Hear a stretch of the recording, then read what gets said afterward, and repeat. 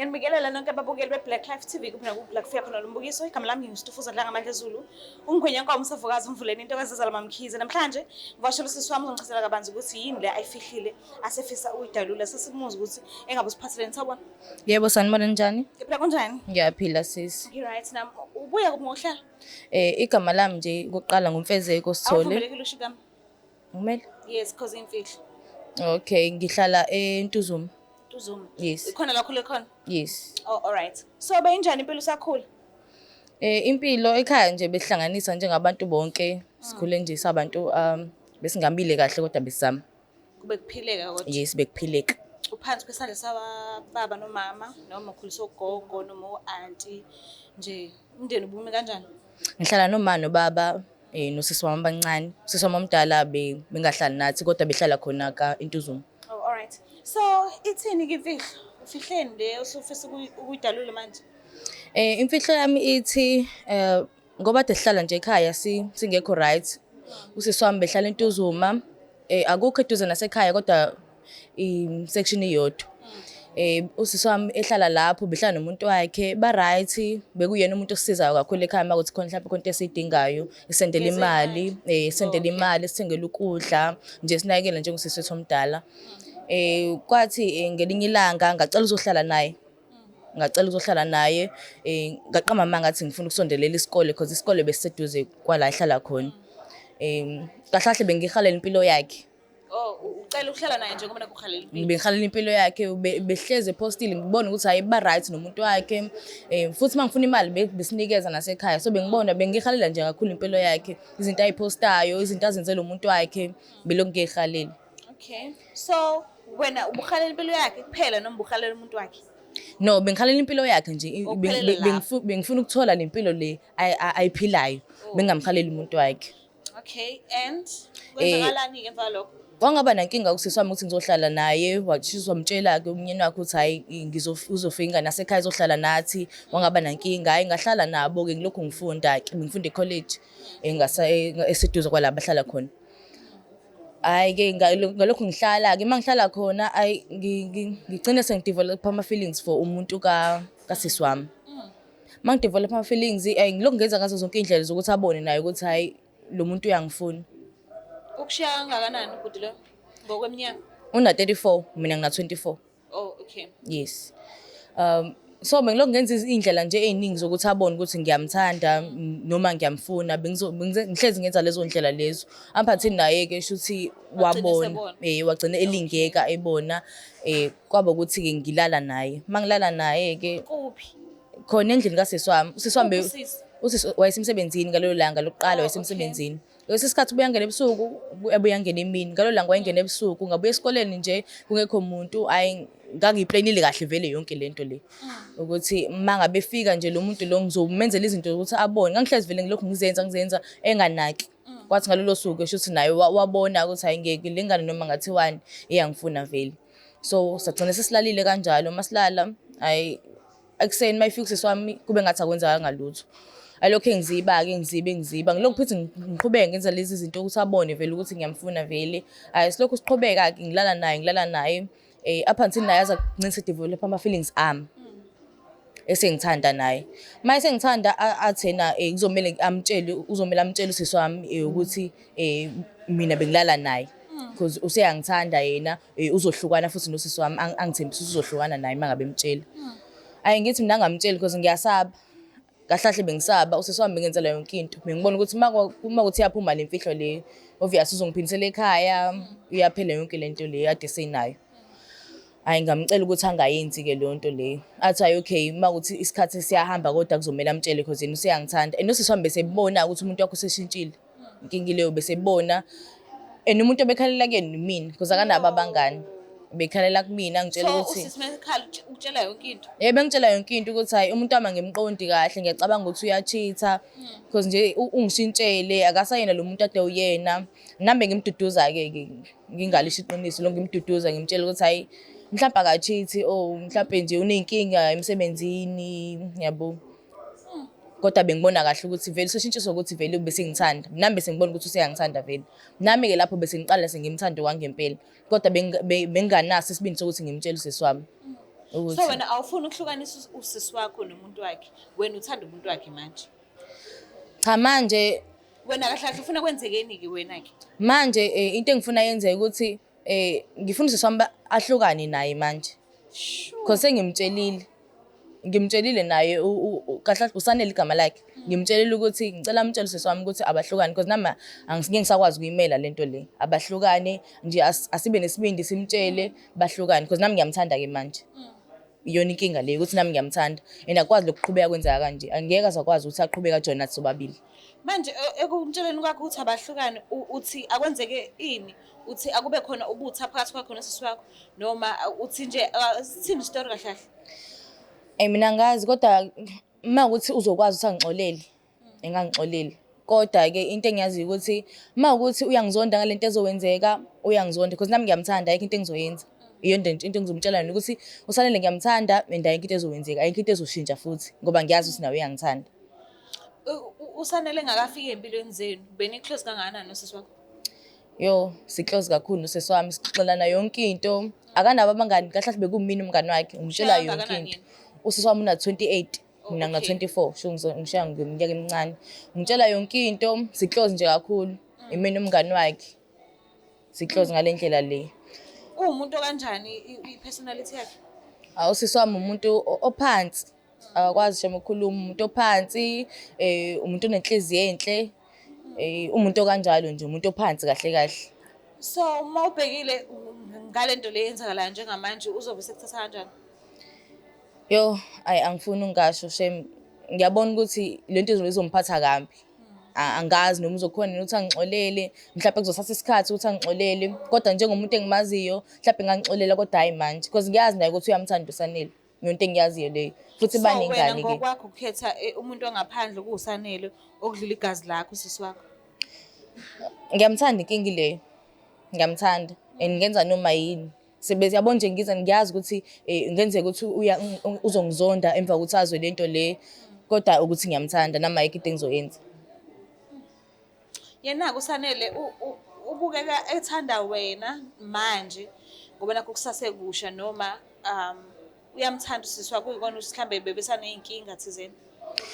Ukhuluma iqiniso nje bebenganazo iy'nkinga bebe right up until uSanele zaqala jula nami. Baqala-ke kwaba ile inkinga ukuthi uSanele usethanda mina manje and sekuyile inkinga ukuthi uthanda mina sebenokuxabana yabo sebehlezi bebanga izinto ngenxa ukuthi usedevelop ama-feelings ami uSanele kodwa nje bebenganazo iy'nkinga. Into engiyibonayo mina sinoSanele nje kukude la siyakhona ngoba ngiyabona ukuthi uyangithanda naye. Awucabanga ukuthi mhlambe ngelinye ilanga kuyokwenzeka kube khona futhi omunye ozofika emva kwakho akuphuce uSanele ngendlela okwenzeke ngayo phakathi kwakhe nosisi wakho?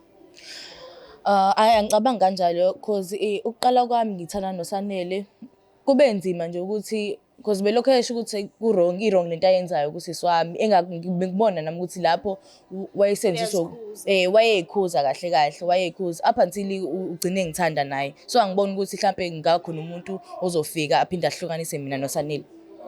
Yes. So ufuna ukuconfessa kubani? Into engifuna ukuyiconfessa ukuthi ngoba silokhu siqhubeka sithana noSanele ngigcine ngakhululelwa and ngimtshelile uSanele. Ngamtshela uSanele ukuthi ngikhululele uSanele kusho ukuthi kuyaphoqa manje ukuthi simtshele usisi wami because uzongibuza vele. Nginokugula ngilokhu ngigula ngisathatha isisu usisi wami engibuza ukuthi nginani ngilokhu ngiphika ngilokhu ngiqamba amanga ukuthi mhlawumbe umkhuhlane mhlawumbe inyongo kodwa ngibe ngizazi ukuthi ngikhulelwe. Ngase ngimtshelile kuSanele ukuthi akamtshele ngabuye ngayikhuza futhi because ngangibona ukuthi mayengixoshwa la nendoda mhlawumbe engijikela yonke leyo nto ngayikhuza ngathi akangamtsheli. So ngathatha imali ngayicela kuyena futhi usisi wami imali. Ngacela imali kusisi wami ngahamba ngayoskipha isisu but ngimtshela ngoSanele ngamtshela ukuthi ingane iyiphumele yena wazi ukuthi ingane nje iyayiphumela bengine-stress mhlawumbe sokuthi kumele ngitshele usisi wami leqiniso kahle kahle nje ingane ngayikhipha mina because ngangibona ukuthi ngeke ngikwazi ukuthi ngitshele usisi wami. Yo into yanini le yenzeke nini? Lento le yenzeke ngoDecember last year. Yes. Manje ufuna ukuconfessa kusisi wakho ne?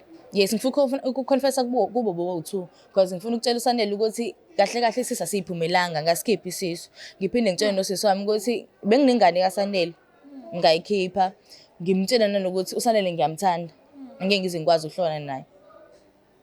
Mekathi usisi wakho naye ngeke azahlukane noSanele. Ayi shuthi kuzoba kusanele ukuthi wenza njani. Shuthi kuzoba kusanele. Into engiyaziyo ukuthi uSanele uyangithanda mina. So yini yenza ukuthi ungakwazi ukuba nesibindi sokuthi utshela uSanele ukuthi akahlukane nosisi wakho? Ekubeni futhi awunaso isibindi sokuthi ungamtholela umntwana wakhe. Ekuqaleni isikhathi manje yabo ngikhulelwe ngoJanuary. Ngaskipha isisu ngoFebruary. So lokho hamba isikhathi manje ngiyabona ukuthi ayingeke into yethu iyaqala iba strong kakhulu. So angikwazi lokho ngigcina imfihlo kanje. Kuzomela ngimtshele. Ufuna uqala ngobani ke? Ngicela uqala ngoSanele because angazi ukuthi izomphatha kanjani lento ukuthi ingane yakhe ngayikhipha yiphumelanga. Sike simfanele ke. Okay.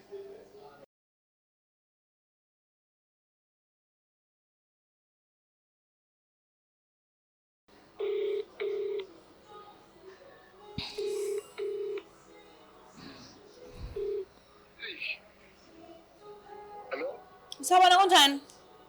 Yebo, ngikhuluma noba. Ukhuluma noStufuza Dlangamandla from Black Life TV. Stufuza? Yes. Yebo, ngikuhlala. Ukuhlelo silibiza ngokuthi sikhipha imfihlo. So khona usisi ungivakashele namhlanje studio ucela ukukhulumisana nawe. Usisi ngiploy. Uzomuzwa nawe usukhuluma naye. Bengicela umneze ithuba nje akhulume nawe. Yeah. Babe unjani? Uba ukhuluma na. Hawu, imini. Sengizama uyaphila. Yeah, ngiyaphila. Ngila manje ngithi ngifuna uzokhipha imfihlo la. Khona into engifuna ukukutshela yona. Ngikutshela. Ngifuna ukukutshela ukuthi uyakhumbula ngithi ingane yayiphumela. Ingane.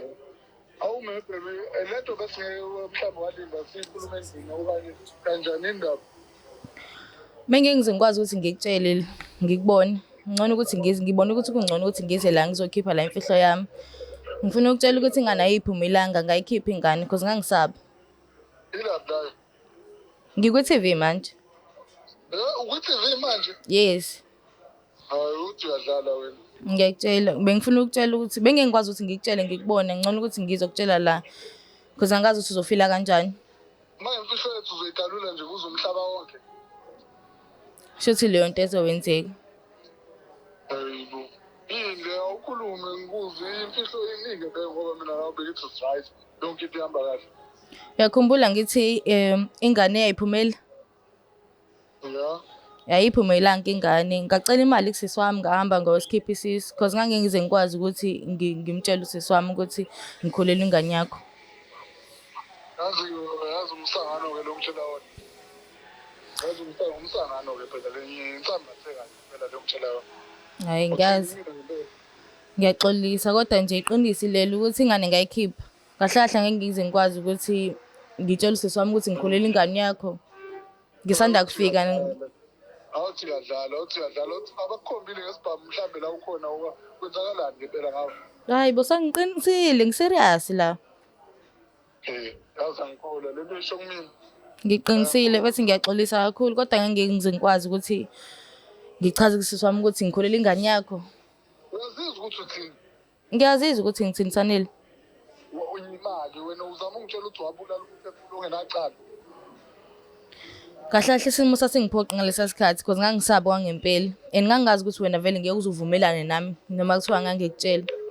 Uyazibona ukuthi uselfish kodwa. Hayi ngiyaxolisa. Ucabanga ukulindeleni ke emva kwalolu uthando lezi uchazi khona into ezohlanganisa uma unesibindi wena sokubulalela akhe igazi. Sanele ngiyaxolisa mfethu. Into omele uyazi ukuthi mina ngiyakuthanda ngangeke ngize ngikwazi ukuthi ngitshele usisi wami ngalesa sikhathi. Kodwa manje njengoba ngiyila ngifuna ukuconfessa na kuyena khona sokwazi siqhubeke nempilo sonke. Kukhona ukuqhubeka kwempilo mekunje wena mawubheka ke umuntu njengawe uyakudeserve ukuxolelwa. Fethanela ungicabangeli mfethu uyazi ukuthi into yethu siyayiqala kanjani. So nganganaso isibindi sokuthi ngitshele usisi wami leyo nto leyo. Bongithi thina besitshola nawe yonke into ihamba kahle. Manje nawe usuthi azweni inhlamba theka lo mtshela umsangano lo mtshela wona. Sanele uyakhumbula nawe sekuqaleni mfethu lokhu ungitshela ukuthi lento irong kangakanani uyamthanda usisi wami kwakumele ngenze njani. So nami ngangicabangela mina ngaleso sikhathi and ngabona ukuthi ngcono ukuthi le ngane ingaphili. Hayi kona u-selfish ntombazane, yazi bengingazi ukuthi u-selfish ngale ndlela ukuthi ungaze uthathe umphefumulo. Umphefumulo ongenacala. Cha uyahlangana wena. Awuphilile ngempela kodwa usazongitshela kahle le nto ungitshele kahle ebusweni. Ngoba mina ngeke ngimelane ushidile uthuvu lo ngitshela wena. Ngiyaxolisa mfethu. Ngixolisa kakhulu. Yazi walona usuku lami. Hayi walona usuku lami yezwa. Hayi ngeke mfethu yazi ungaphinde ungifonele. Sanele ngenze njani mfethu? Ngifuna nokutshela sisi wami ukuthi mina nawe siyathandana. Ungangifoneli wena. Hayi. Walucinga. Kodwa kanje. Kwenzekeni kangaka? Yo, ngitshela ukuthi ngiselfish. Kwangamele ngibulala umphefumulo onganacala. Ngicabangela mina kuphela kusho ukuthi nje hayi udiniwe ngempela. Udiniwe. Bathi mawubhekile ngiyazi ukuthi ngeke ungahlangani naye nisazohlangana sizokhulumisana. Ya ngizokhuluma naye vele. Usazowehlisa umoya. Yo, indlela engimuzodine ngayo, angazi. Kodwa ngiyazi ukuthi uzongixolela bakuhambe isikhathi ukuthi nje ngiyabona ukuthi ucasukile ngempela. Ucasukile. So mangabe ecabanga ukuthi mhlambe i-relationship yenu ingaphela, ungavuma. Hayi ngeke ngiyazi ukuthi uyangithanda Sanele ukuthi usakwatile kwamanje. Ngeke. Futhi usathukile. Nanokuthi wayelangazelele kabi vele ingane noma nje wayethukile vele ukuthi uzochaza thini kusisi wami kodwa vele wayelangazelele ingane yethu. Ngiyacabanga ukuthi usacasukile kwamanje kodwa soba right ngizokhuluma naye. So mayelana nosisi wakho ke njengoba uthi naye ufuna ukumtshela. Yo, awubona mhlawumbe ukuthi njengoba uSanele sekwate kangaka uphinde ukhulumisane futhi nosisi wakho uyabo ukuthi akekho umuntu ongase uhlale ngakuyena ke at least ke mekuthiwa umunye ukwatelile nomunye ukwatelile noma uyafuna ukuyenza lento.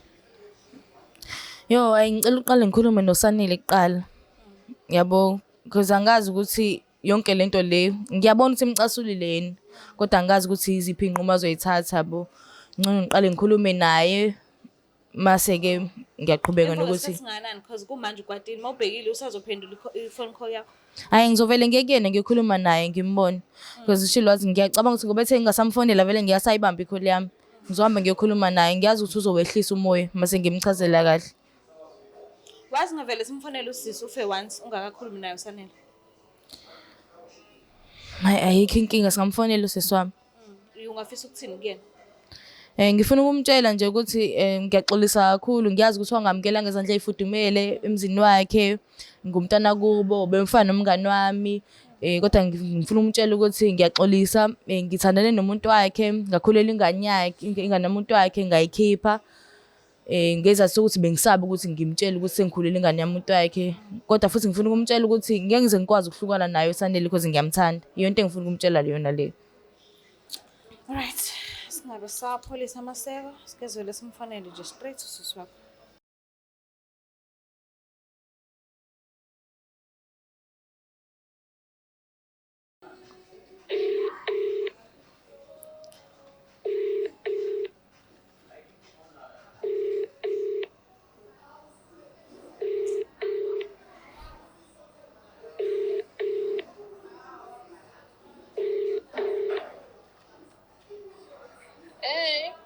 Sabona kunjani?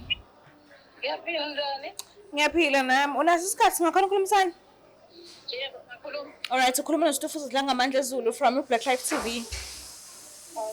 Ukuhlelo la sikhona sikhipha imfihlo. So nginosisi wakho omncane la e-studio. Ofisa ukukhulumisana nawe bengicela nje ukuthi umlalele. Okay, alright. Sawubona sisi unjani? Ngiyaphila sekunjani? Ngiyaphila nami.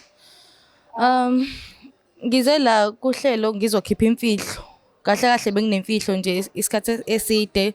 So ngibone ngcono ukuthi manje ngikutshele because bengingisakwazi ukuthi lokho ngiyibamba. Okay. Singifuna ukusho ukuthi mina noSanele siyathandana and saye saba nengane. Ima. Angizona? Ngithi mina noSanele siyathandana. Hayibo. USanele wakho? uSanele umnyeni wakho ngiyaxolisa sisi. Angizona? Ngoba ngisho nje ngiyaxolisa kakhulu. Ngicela ukuthi ungilalele bandla. Prank le noma yini? Cha, ngikuprank sisi, ngikhuluma iqiniso la. Hayibo. Manje usangilalele ini? Awuqhubeke ngizophatha nengane. Kwenzakalani? Mina noSanele siqala ukuthandana ngoDisemba. And belokhu sithandana nje ungaboni sikufihlela kwaze kube ukuthi ngiyakhulelwa ngayikhipha ingane because ngangisaba ukuthi vele mangabe ngikhulelwa uzongibuza ukuthi ngikhulele sobani and kumele ngikutshele ukuthi uSanele. So ngadecide ukuthi Awukho serious. sesingayazi lento sizokuphatha kambi. Indlela yejoke leyo oyenzayo it's not funny. It's not funny at all. Ayihlekisi. Hayi sisami ngiyaxolisa kakhulu. Ngiyaxolisa kakhulu. Bengayo inhloso yami kodwa ukuthi manje ngiyamthanda uSanele ngeke ngize ngikwazi ukuhlukana naye. Angeke ukwazi ukuhlukana naye kanti owabani? In the first place umyeni wakho noma owami? Ngiyazi usibeka umnyeni wakho kodwa inkinga ngiyamthanda ke nawe uyangithanda. Ayikho ke leyo. Phela kwento engeke ize yenzeke ke leyo ke. Yabona nje lo ishoyo ke nje kuphela kwento engeke ize yenzeke nje.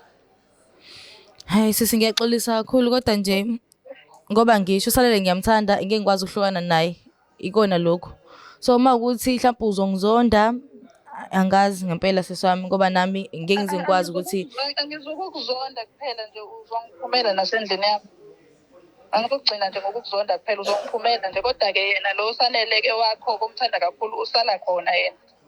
Phuma wena wedwa. Hayi sisi ngiyakuzwa ukuthi uthini vele bengazi ukuthi vele ngizophuma endlini yakho mangabe uzwa lemfihlo le. I don't think ikhonto engisafuna ukizwa kuwena angicabanga ukuthi ikhonto engisafuna ukuyikhuluma udelete nje ngisho inamba zami futhi nje ngikuthole sowupakishile wahamba wangihambela. Kodwa wazi ukuthi ngiyaxolisa ke noma kwenzakalani ngiyaxolisa. Hayi akukho ngifuna ukuzwa shami ngiyaxolisa. Ivalile ifoni. Ivalile ifoni? So ukusuka la manje usesibheke kuphi njengoba engasakufuna endlini yakhe? Into engizoqala ngiyenze nje ngizoqala ngiyokhuluma noSanele. Ngikhulume naye ngimtshele ukuthi futhi usiswami ngimtshelile and akangidingi endlini yakhe. Ngiyazi uSanele ngakaza ngilahle. Mase sikhulumile mhlawumbe ngazama umehlisa umoya ngizohamba ngiyoqoqa impahla zami because vele bengazi into ezowenzeka le uzongixosha vele kwakhe. Manje mawubhekile ekhaya bazothini mesebezwa lezi? Ngiyazi ekhaya bazodumala kakhulu because siswami bengenzela yonke into ngibaphoxile nje vele ngibaphoxile ngiyakwazi lokho baphoxekile nje vele mina because nomnyeni kaseswami nayo uSanele bebemthemba kakhulu ekhaya because bemlobolile siswami ngiyazi vele baphoxekile kodwa akayikho into engizoyenza nami ngiyamthanda uSanele into engizobatshela yona le.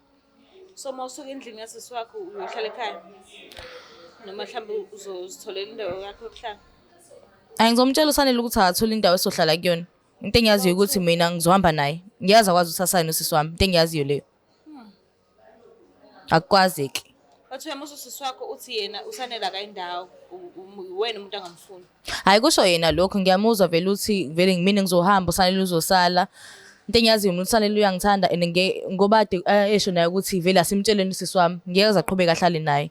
Even into ephoxekile ukuthi mina ngakhipha ingane yakhe. Kodwa ngiyazi ukuthi uzohamba nami.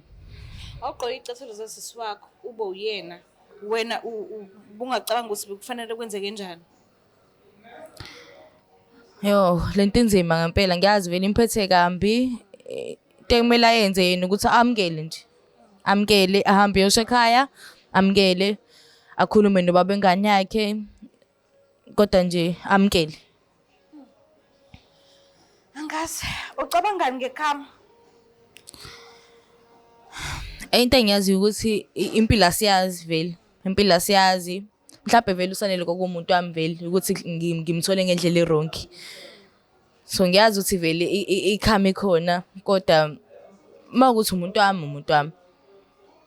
No, ngiyakuzwa. So kodwa ke mina ngikufisela inhlanhla khona konke mawusayohlangana nomndeni usisi wakho uSanele nisaxoxisana ngokuthi kufanele kwenzekeni kusuka manje kuyaphambili. Ngoba ngakho sisivashela uhlelo lethu. Ngiyabonga nami sisi. Mbuyele ekhaya sacela ukuthi ungakhohlwa ukuthi subscribe, ulike, ushare ngithanda kakhulu. Bye.